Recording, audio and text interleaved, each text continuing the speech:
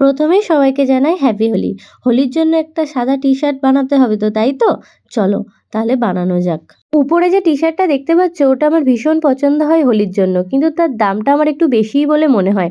তাই নিজেই রিক্রিয়েট করার চেষ্টা করি ওরকমই কিছু। এই মতো বাজার থেকে একটা প্লেন হোয়াইট কালারের টি-শার্ট কিনে আনি এবং আমার ঝুড়িতে যত লাল, নীল, সবুজ, হলুদ যত রং ছিল সব রং নিয়ে বসে পড়ি সেটাকে বানাতে। এই টি-শার্টটা যেন আমি নেক্সট টাইম পরতে পারি, আমার হোলি, হোলি ফিল না আসে, সেই জন্য আমি হার্ট শেপটা একটু ছোটই বানিয়েছি। বানানো কিন্তু খুবই সহজ।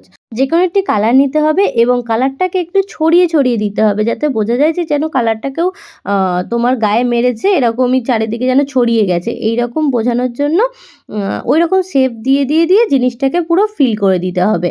আমার না একদম হোলির দিনেই ইচ্ছা হয়েছে একটা কিছু বানাই।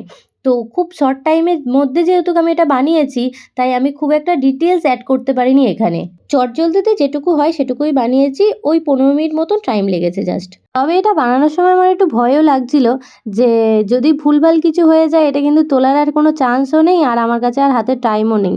যদিও আমি হার্ট শেপটা আগে পেন্সিল দিয়ে একটু ড্র করে নিয়েছিলাম, তাই আমার খুব একটা অসুবিধা হয়নি। কিন্তু পরে গিয়ে আমার একটু মনে হয়েছিল হাতটা একটু ছোট লাগছে।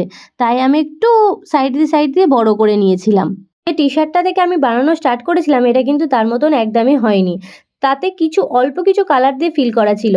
আর আমি এটা বানানো স্টার্ট করার পরে নিজের মধ্যে ক্রিয়েটিভিটির ভূত চাপে এবং বিভিন্ন কালার মিক্স করে, করে আমি অন্য, অন্য কালার অনেক বানিয়ে, বানিয়ে এটাকে ফিল করার চেষ্টা করেছি। জিনিসটা কমপ্লিট হওয়ার পর খুবই ভালো লাগছিল। এবার পরে দেখার পালা যে কেমন লাগে।